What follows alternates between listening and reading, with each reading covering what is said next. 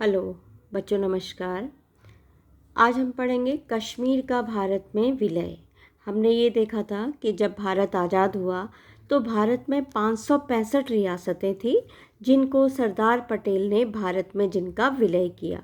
और विलय करने के लिए प्रत्येक राजा, रजवाड़े या नवाब को क्या करना पड़ता था?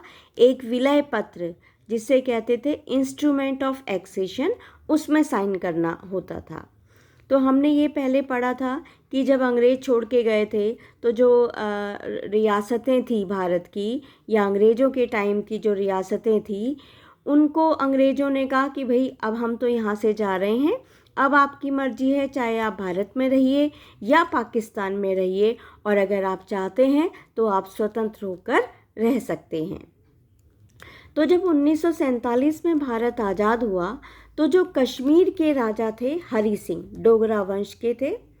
कश्मीर में 90% आबादी जो थी वो मुसलमानों की थी, लेकिन वहाँ के जो शासक थे वो एक हिंदू शासक थे। तो हरि सिंह से भी ये कहा गया, महाराजा से कहा गया कि भैया दो चीज़ें, दो रास्ते हैं तुम्हारे पास, या तो तुम पाकिस्तान में विलय हो जाओ, पाकिस्तान में मिल जाओ, या तुम भारत में मिल जाओ। लेकिन महाराजा ने कहा कि भैया ना हमें भारत में जाना है और ना हमें पाकिस्तान में जाना है, क्योंकि पाकिस्तान में तो हरि सिंह वैसे भी नहीं जाना चाहते थे, वो मुसलमानों का देश था, और हरि सिंह जो है एक हिंदू राजा थे। तो हरि सिंह ने कहा कि हम स्वतंत्र होकर ही रहना चाहेंगे। तो हरि सिंह जो है वो कश्मीर को स्वतंत्र रहना चाहते थे, ना तो वो भारत में विलय चाहते थे और ना ही वो पाकिस्तान का हिस्सा बनना चाहते थे। जैसा कि मैंने अभी बताया कि कश्मीर की जो आबादी थी वो मुस्लिम आबादी ज़्यादा थी, तो मुसलमान ज़्यादा होने के कारण कश्मीर में पाकिस्तान कश्मीर को अपने में मिलाना चाहता था। क्योंकि हमने देखा था कि जब भारत का विभाजन हुआ था धर्म के आधार पर हुआ था, तो जो हिंदू लोग थे वो भारत में आए और जो मुसलमान लोग थे वो पाकिस्तान गए। तो पाकिस्तान धर्म के आधार पर एक मुस्लिम देश बना था, और क्योंकि वो मुस्लिम कंट्री था इसलिए पाकिस्तान के मोहम्मद अली जिन्ना ये चाहते थे कि भाई, क्योंकि कश्मीर में जो है वो ज़्यादातर आबादी जो है मुसलमानों की है, इसलिए कश्मीर को पाकिस्तान में मिलना चाहिए। लेकिन महाराजा हरि सिंह ने मना कर दिया था कि भैया हम पाकिस्तान में तो भूल कर भी नहीं जाएंगे। अब कश्मीर को ज़बरदस्ती पाकिस्तान में मिलाने के लिए पाकिस्तान की सेना ने क्या किया? कबायली लड़ाकों का वेश धारण किया। मतलब कबायली लड़ाके, मतलब जैसे गुंडे, बदमाश, लुटेरों का वेश धारण किया। किसने किया? पाक की सेना ने। पाक की सेना ने डायरेक्ट सेना की तरह से आक्रमण नहीं किया, बल्कि लुटेरों के रूप में या कबायली लड़ाकों के रूप में वो जो है कश्मीर में घुस गई पाकिस्तान की सेना। और ये कहा जाता है कि कश्मीर के जो कुछ इलाके थे जैसे उरी, बारामूला, इन इलाकों में इन पाकिस्तानी सेना ने जो है बहुत ही आतंकवाद मचाया, बहुत ही अराजकता फैलाई, महिलाओं के साथ, बच्चों के साथ बहुत बुरा व्यवहार किया, उनको मार डाला, काट डाला, महिलाओं का किडनैप कर दिया, रेप कर दिया। और ये कहा जाता है कि जो बारामूला की जनता थी उसमें से 75 जो है % जनता उस वक्त इन कबायली हमलों के दौरान जो है वो मारी गई, उसकी हत्या कर दी गई। तो उस वक्त के पत्रकार जो थे, जिन्होंने पहले किताबें लिखी थी, उन किताबों में ये आंकड़ा कम से कम 2 लाख का बताया जाता है कि जब पाकिस्तानी सेना हमलावरों के रूप में कश्मीर पर आक्रमण किया तो जिन इलाकों में वो घुसी, जैसे उरी में, बारामूला में, तो वहाँ पर उन्होंने जो है लाखों लोगों को, उसमें ज़्यादातर हिंदू थे और मुसलमान भी थे, लेकिन ज़्यादातर हिंदू थे, उनको जो है उनकी हत्या कर दी। बिल्कुल। अब धीरे धीरे ये पाकिस्तान की सेना जो है कश्मीर के दूसरे हिस्से श्रीनगर की ओर भी आ रही थी। तो जब हरि सिंह को लगा कि भैया ये तो पाकिस्तान की सेना तो जो है श्रीनगर में आ रही है और धीरे धीरे जो है ये हम पर भी आक्रमण करेगी, तो हरि सिंह डर गए। हरि सिंह ने जो है अपनी सेना से कहा कि भाई तुम उनका सामना करो, लेकिन उनके जो सेना अध्यक्ष थे उन्होंने कहा कि भाई वो जो पाकिस्तान की जो सेना है उसको हमारे कश्मीर के मुसलमानों का भी साथ है।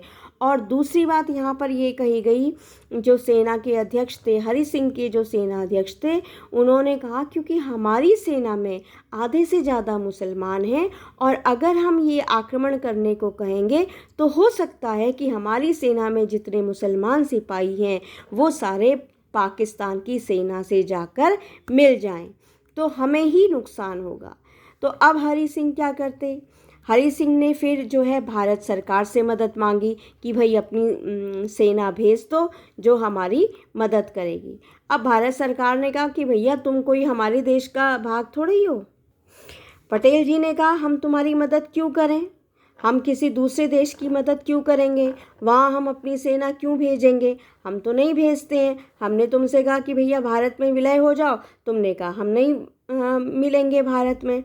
तो अब भारत सरकार आपकी मदद तभी करेगी जब तक आप विलय पत्र में हस्ताक्षर नहीं कर दोगे। अर्थात हरि सिंह से कहा गया कि भारत सरकार कश्मीर की मदद तभी करेगी, कश्मीर में सेना तभी भेजेगी जब हरि सिंह भारत में विलय हो जाएंगे। अब मरता क्या ना करता। तो हरि सिंह ने कहा ठीक है भैया सेना तो भेजो, लाओ कहाँ है वो पेपर, मैं उसमें विलय पत्र में साइन कर देता हूँ।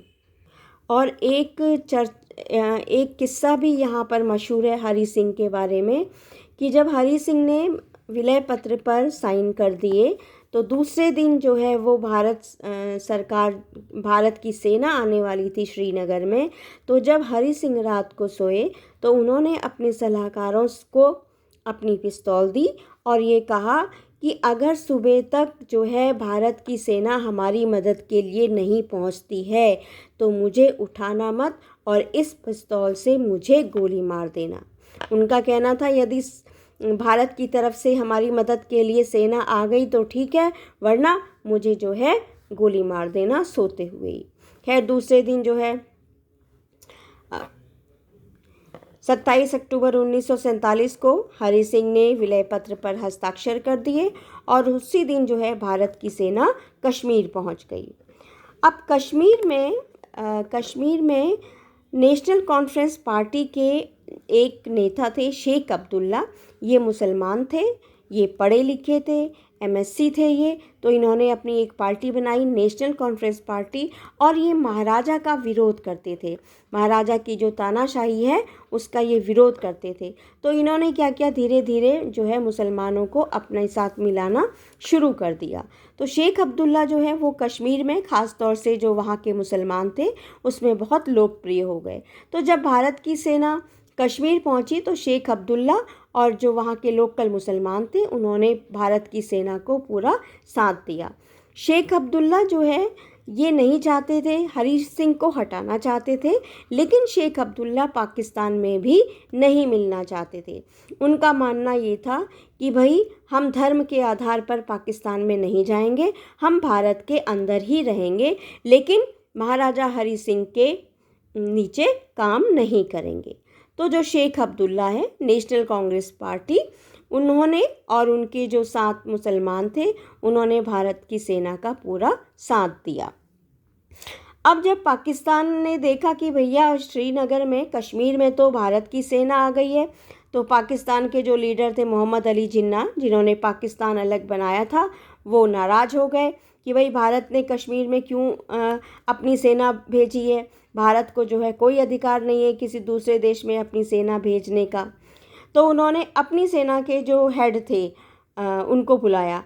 अच्छा, क्योंकि जब भारत और पाकिस्तान बने थे भारत और पाकिस्तान, तो जो भारत की पूरी सेना थी, अंग्रेज़ों की सेना थी, उसके भी 2 हिस्से कर दिए गए थे। एक हिस्सा जो है पाकिस्तान में था और दूसरा हिस्सा भारत की सेना का भारत में था। और दोनों की जो हेड थे, दोनों के जो लीडर थे वो अंग्रेज़ थे।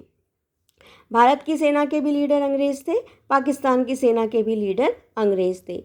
तो जब मोहम्मद अली जिन्ना ने अपनी सेना के लीडर को बुलाया जो कि एक अंग्रेज़ था और उसे कहा कि ऐसा है, हमें भारत पर आक्रमण करना है, तैयारी करो, तो इस अंग्रेज़ ने मना कर दिया। क्यों? क्योंकि वहाँ पे भारत की सेना का लीडर भी अंग्रेज ही था। अंग्रेज़ों ने कहा कि भैया तुम मरो आपस में, तुम हमें क्यों लड़ाते हो? इधर से भी अंग्रेज लड़ेगा, उधर से भी अंग्रेज लड़ेगा, तो भैया तुम्हारी लड़ाई में अंग्रेज क्यों बेमौत मारा जाएगा? इसलिए उन्होंने मोहम्मद अली जिन्ना से कहा कि भैया ये अपना आदेश वापस लो। तो अब उसके बाद खैर लड़ाई तो नहीं हुई, पाकिस्तान ने आक्रमण तो नहीं किया, रोक दिया। लेकिन 1 जनवरी 1948 को नेहरू जो थे वो शांति प्रिय नेता थे और उनकी पूरे अंतर्राष्ट्रीय विश्व में बहुत अच्छी छवि थी, शांति प्रिय माना जाता था उन्हें। तो वो 1 जनवरी 1948 को कश्मीर का विवाद कि कश्मीर भारत में जाएगा या पाकिस्तान में जाएगा, इस विवाद को संयुक्त राष्ट्र संघ में लेकर गए।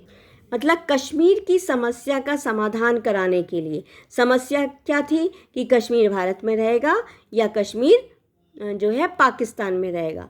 तो वो संयुक्त राष्ट्र संघ में लेके गए और उन्होंने वहाँ आश्वासन दिया कि भाई हम क्या करेंगे, जनमत संग्रह कराएंगे। मतलब कश्मीर के लोगों से वोटिंग कराएंगे, उसे जनमत संग्रह कहा गया। अगर ज़्यादा % वोट पाकिस्तान की तरफ आए तो कश्मीर पाकिस्तान को दे देंगे, अगर ज़्यादातर लोग जो है वो भारत में आए तो कश्मीर भारत का माना जाएगा।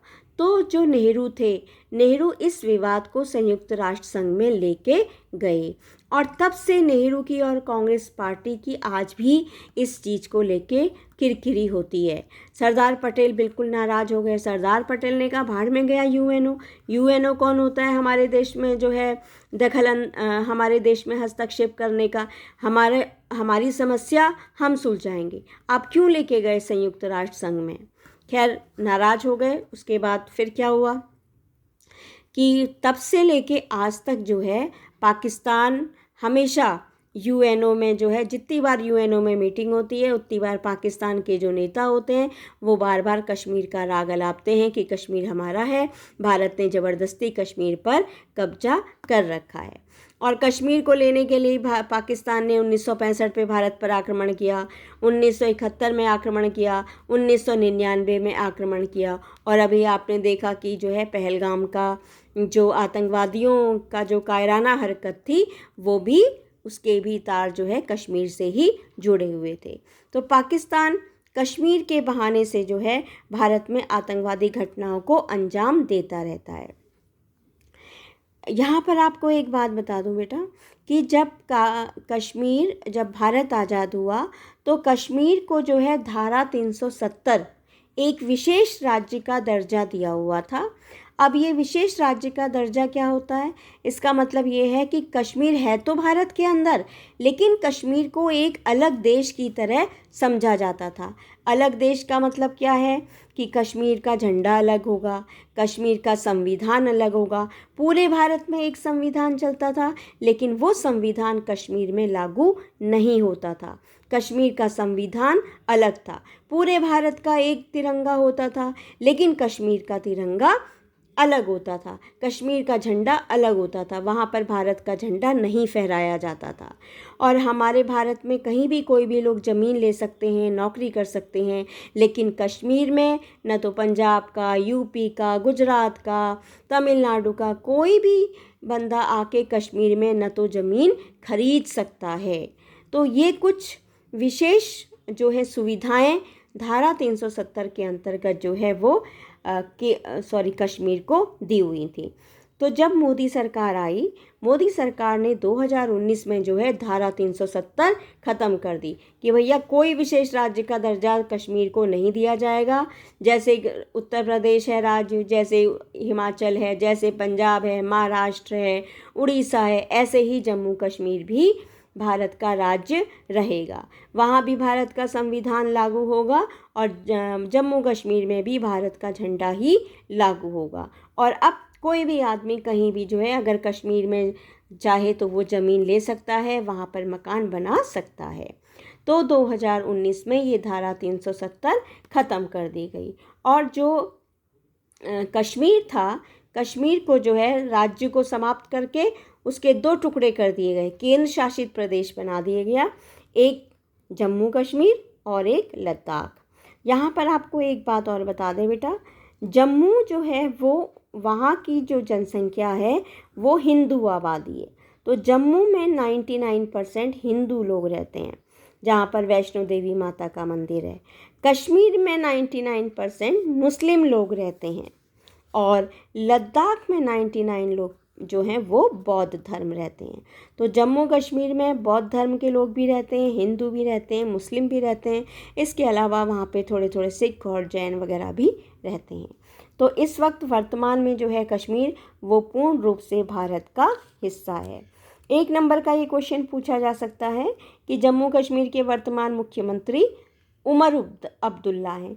यहाँ पर हमने बात करी थी ना अभी शेख अब्दुल्ला की, तो ये उमर अब्दुल्ला क्या हैं? ये शेख अब्दुल्ला के पोते हैं, मतलब उनके बेटे के बेटे हैं। तो आज वर्तमान में जम्मू कश्मीर के मुख्यमंत्री उमर अब्दुल्ला हैं और जो राज्यपाल हैं जम्मू कश्मीर के वो श्री मनोज सिन्हा हैं।